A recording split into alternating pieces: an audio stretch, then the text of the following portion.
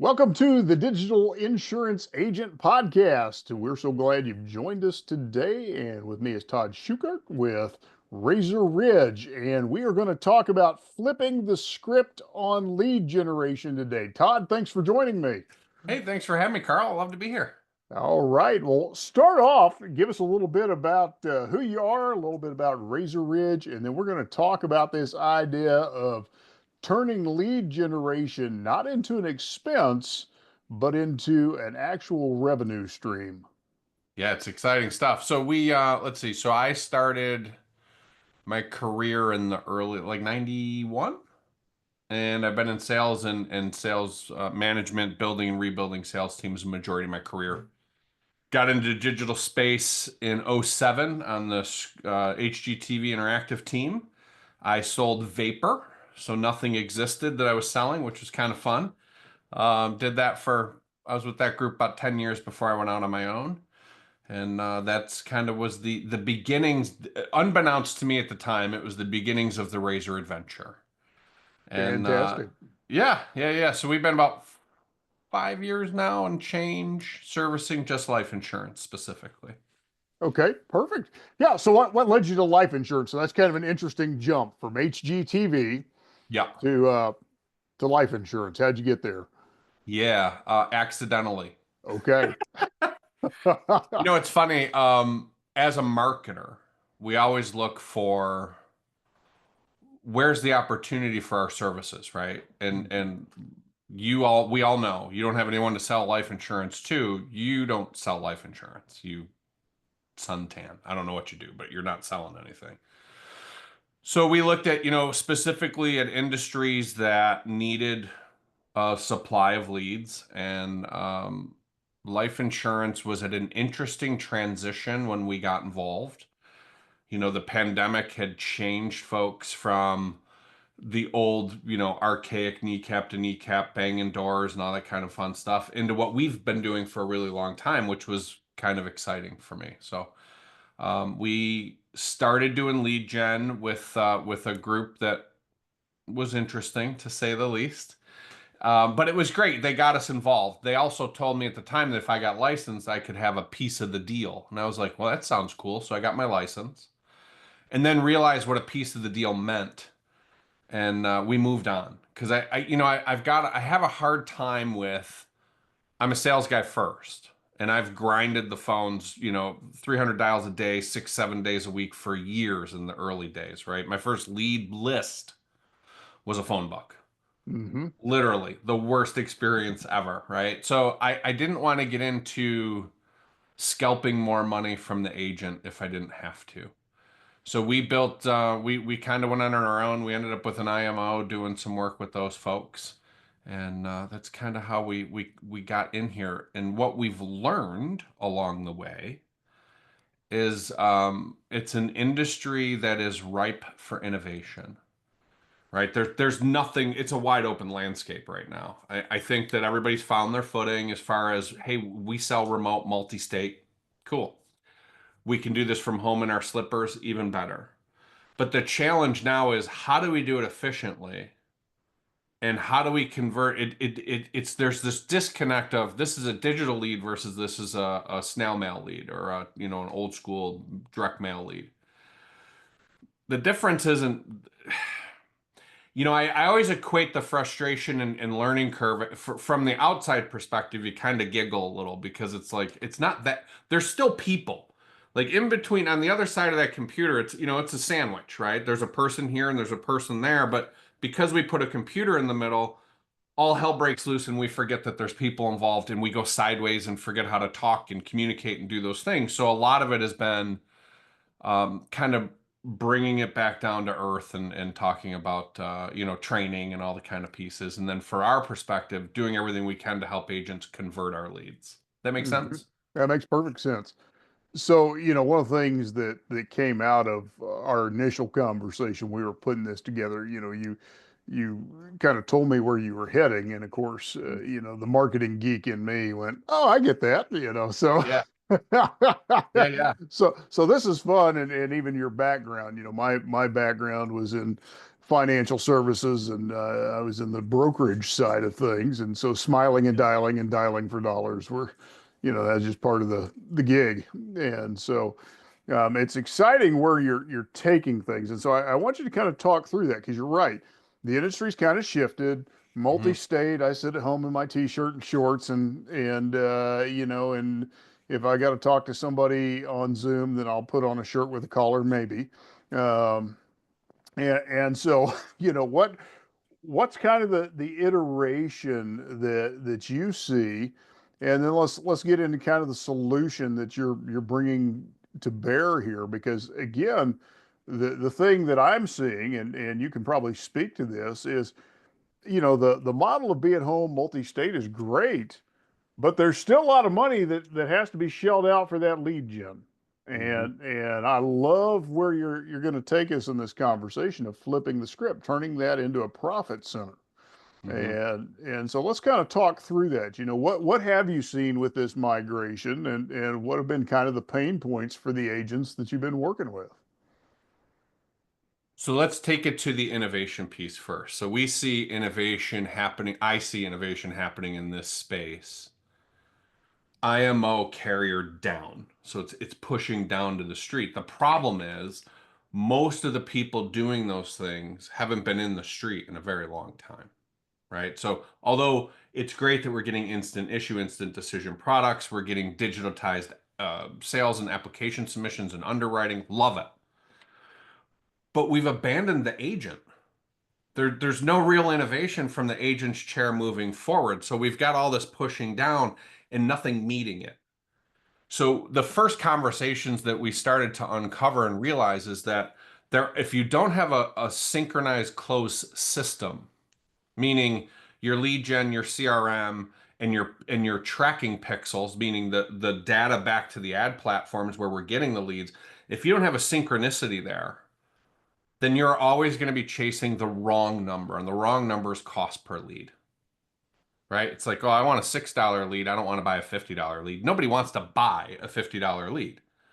If we could all get conversions at $6, then hey, let's do it, right? But the reality is the difference between 6 and 50 can be significant at times. Mm-hmm. And to look at lead cost, it's like in the old days, Carl, we'd look at the click. Oh, you got 45 clicks. Cool. I was at the gas station yesterday and I couldn't pay with anything with my click bot volume that I had. So quickly we started going, we got to talk conversion. And Yeah. that's where I'm trying to take the agents now as their mindset is it doesn't matter what the lead costs. What matters is how much your cost is to acquire, submit, or an issue paid policy, right? And if a $6 lead and you need 100 of those to issue pay a policy, your cost to acquire is 6 times 100. So it's $600 to acquire an issue paid policy. If you're buying a $50 lead and you can convert 1 in 4, your cost to acquire is 200 bucks. If all you're looking at is that front end analytic, you just cost yourself 400 real dollars in commission on the back end. And it makes scaling almost impossible with certainty. So that's the first part of this conversation and where all the innovation for us came from. It's like, wait a minute. Nobody's really understanding pipeline management. Like you can use your pipeline in your CRM to identify and close skills gaps at your level, not your neighbors, not we're always what are other agents closing? Doesn't matter. Well, what's the average closing rate? Doesn't matter. What's the average APV? It doesn't matter because it's not your number. If your number is 30% less than every other number, does that mean something's a failure? No, it means we have skills gaps to identify and to backfill. We take that logic and we apply it to the cost per lead and the cost to acquire. And now I know maybe the cheap lead is better, right? Maybe your cost of conversion on the cheap lead is smoking the more expensive lead and good for you. Now you know, and now we know how to scale. So if my cost to acquire is 200 bucks on the back end, I want to, and my average APV is 1,500 or 1,000, and I want to make 120 grand this year, I have to write 120 policies. How much money does that cost me? 120 times $100, Mm-hmm. $200 cost to acquire. There's your annual budget. Divide it by your cost per lead by 52 weeks. That's how many leads you need to buy. And usually you find it's 7 to 10 leads. It's not this crazy number that people feel like they need a lot of times. But unless you know, you don't know. So the way we're flipping the script, are you ready to go there? Yes. Yeah, so the way we're flipping the script is really easy. Right now, you have to establish your cost to acquire.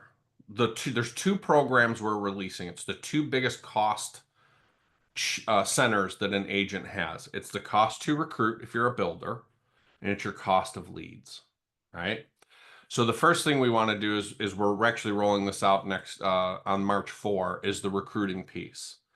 We've got a white label pre-licensing school. That they will brand to themselves, and they get paid every time somebody signs up as a student, $50. And we have an AI interview tool that will handle and score the candidates video just like this. They're doing a Zoom video, but it's with an AI question.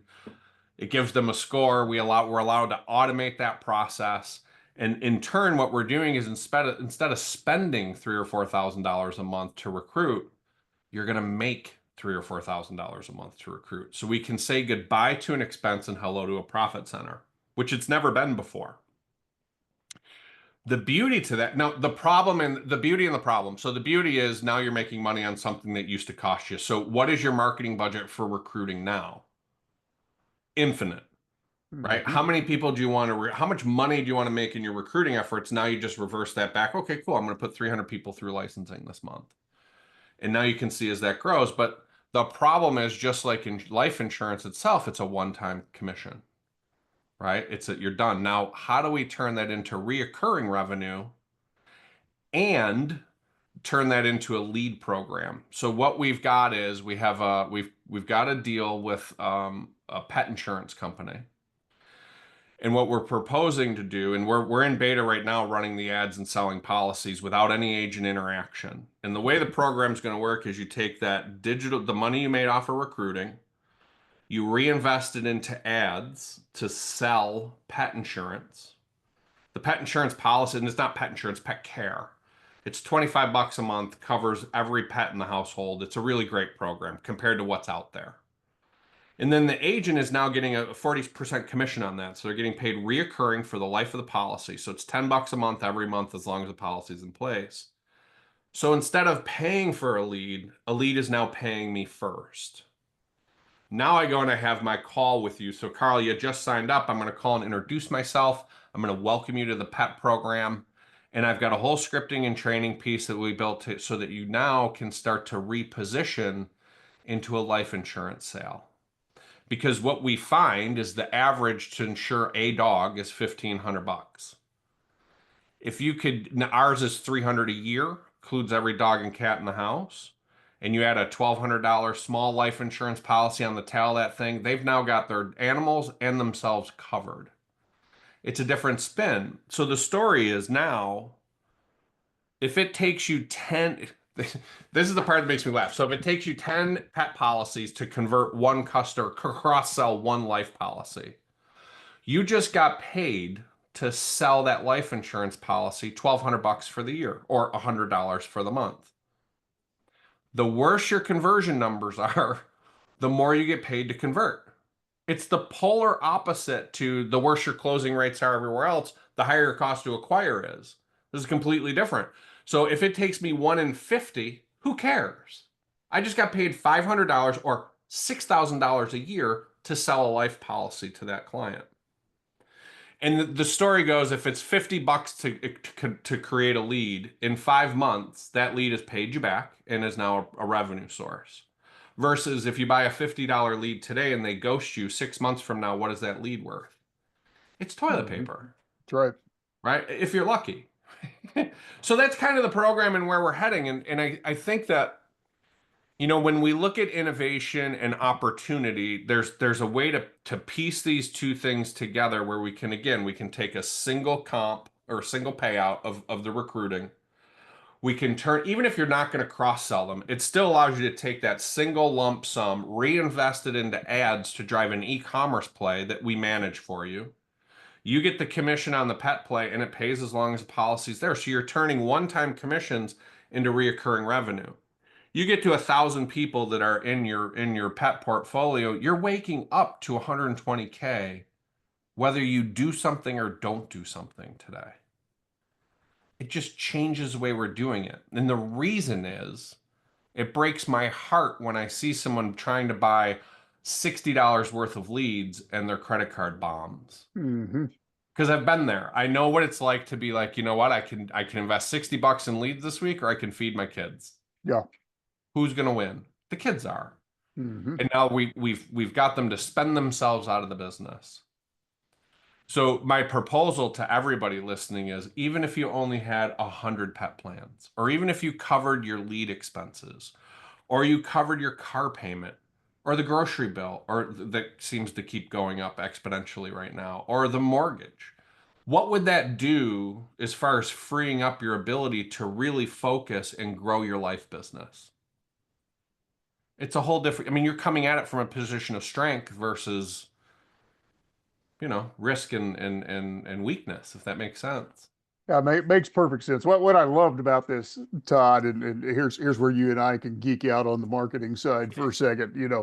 When I started marketing online, I learned this idea of the funded proposal, which is exactly what you're doing here, Hmm.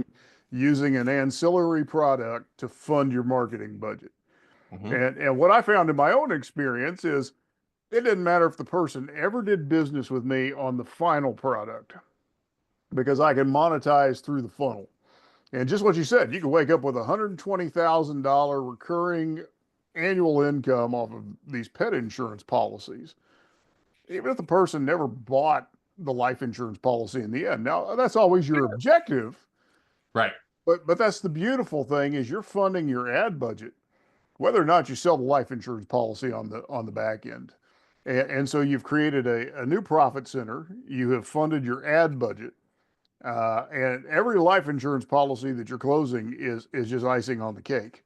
Hmm. You have created this, and I love what you've put together systems, and Hmm. that's the part that I think a lot of agents miss is creating revenue producing systems for themselves. They put all that effort on themselves, smiling and dialing and buying leads, and you have created a system that if you will work that system and let that system do its thing, uh, can radically change the game for you. So I mean, I just think that's an amazing process. I think and even the combination of pet insurance with life insurance.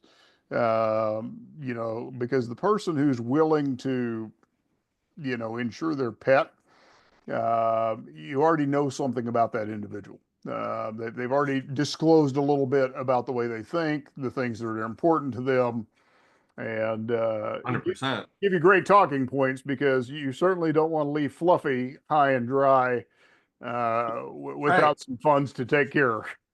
So, Well, the other part too, Carl, is that it's not a cold call anymore. yeah, Like, hey, I've got your policy for Fido.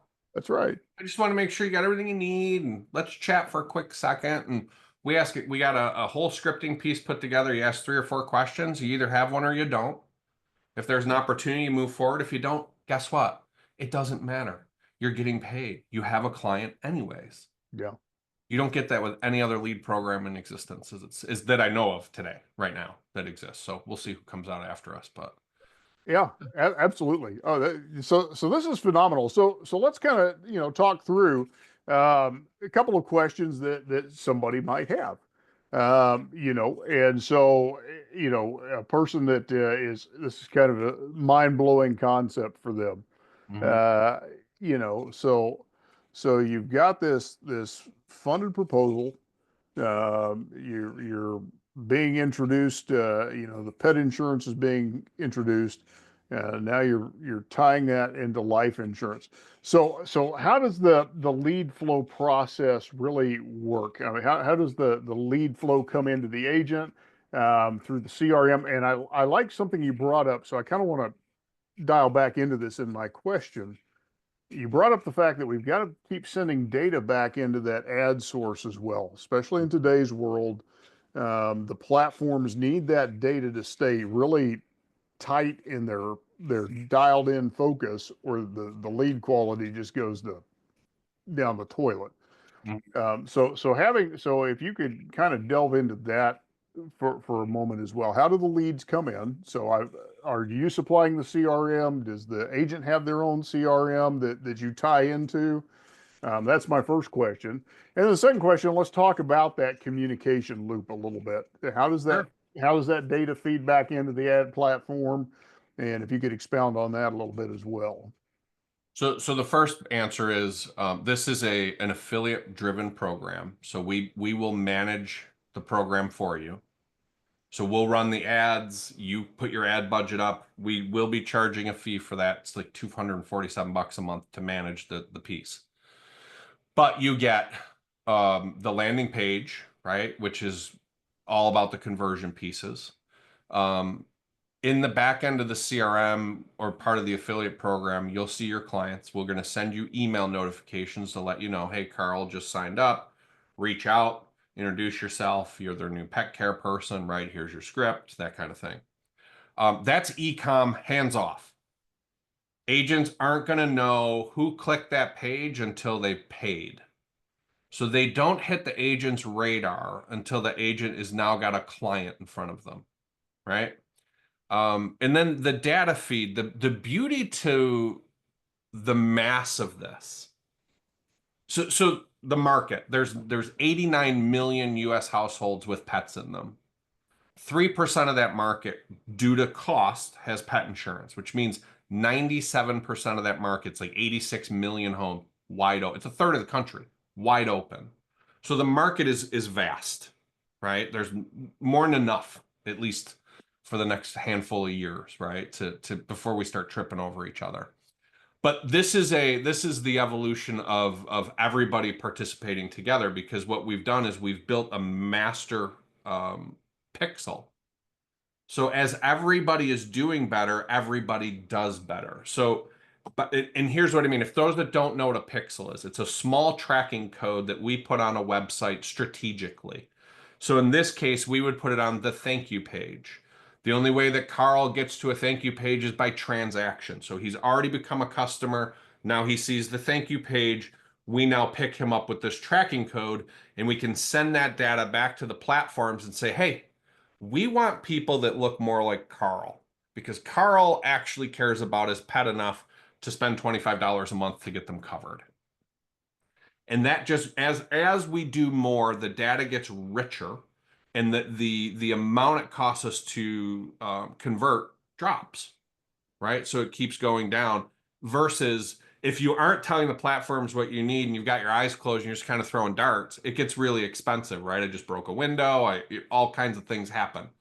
So the biggest piece is that back loop, is being able to circle back and feed that closing data back to the ad platforms.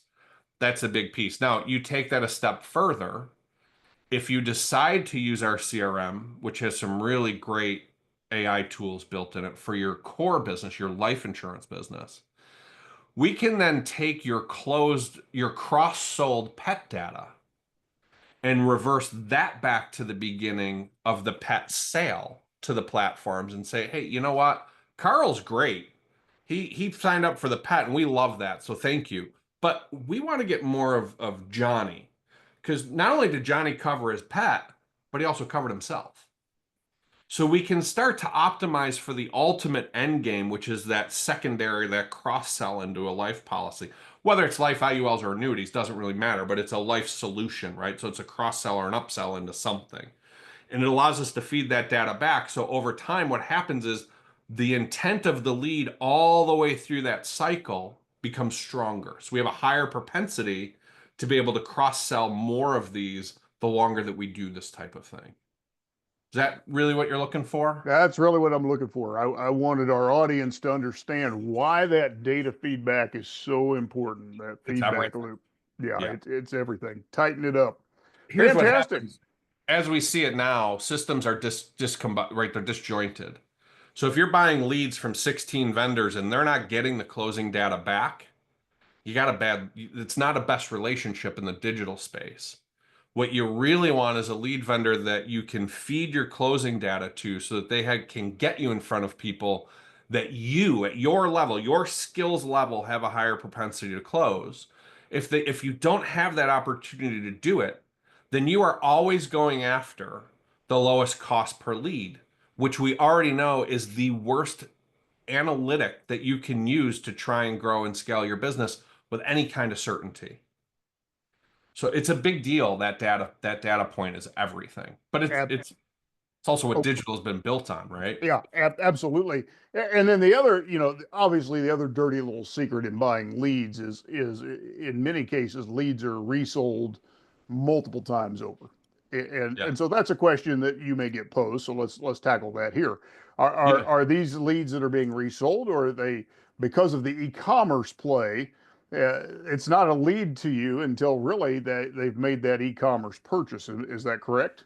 Correct. So we Razor Ridge, we do traditional lead gen as well. We also have a managed done for you traditional lead gen program where we do general life annuity, general life IULs, final expense and mortgage protection. Those leads are yours. We've never resold a lead. I told you being a call, I'm a sales guy first.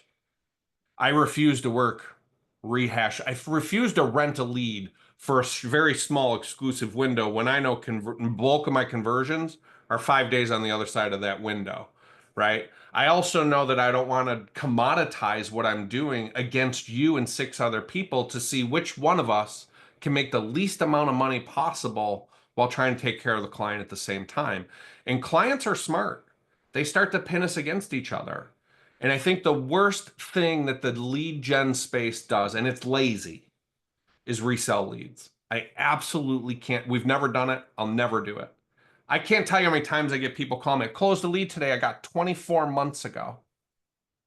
And it's been nurturing in the system the whole time, right? And if that was anywhere else, that lead would have been sold 12 times. That guy or girl would have never gotten the deal. Yeah. But they made the investment in that lead in the first place. Why shouldn't they get the deal when they finally nurture in, right? Because big part of lead conversion is patience, right? I know I need it, and we already know we're going to put life insurance off, and we're going to put it, and then eventually somebody's, usually your wife's, going to say, "Let's go, get it done," and you do it, and that could be 18 months after you originally filled out the lead form, right? So there's a lot of the exclusivity piece, and we aren't giving you leads here. These are your pet insurance clients. They're yours. They're not mine. They're yours. So you've got to make that introduction. We're not going to do it for you. Neither is somebody else because it's your client. It's just like your life client. I'm not going to call them and do a policy review in 2 years from now on something you sold them. You should be doing that. That's good. And that's an important point to drive home. So, when you receive these, they are your client. So it's up to you to nurture that relationship so you can build it into that cross sell, that upsell, Mm. into greater opportunities. And so if you don't work that relationship, then Shame on you. they're your pet insurance client. That's right. You'll make your $10 a month and that's it. Oh, that's good. That's great. So, Todd, if somebody wants to reach out to you, they want to learn more about what you're doing, they want to learn more about this launch, where should they get in touch with you and where can they learn more? So there's three spaces we're kind of noisy in. The first is our website, so razorridge.com. You can go there. Our YouTube channel is incredibly active. That's Razor Ridge Leads, and we have a private Facebook group. Obviously Razor Ridge Leads. There's a theme here. There's two Facebook groups. There's a public and a private. Join the private. We do a lot. I do free sales trainings every Thursday at noon. We're starting a 5-week series now about using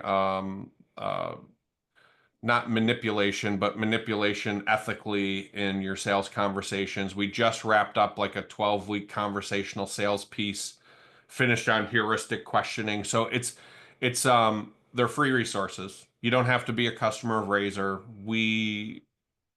I think again, sales guy first, there's a lot of sales content out there that is just complete garbage.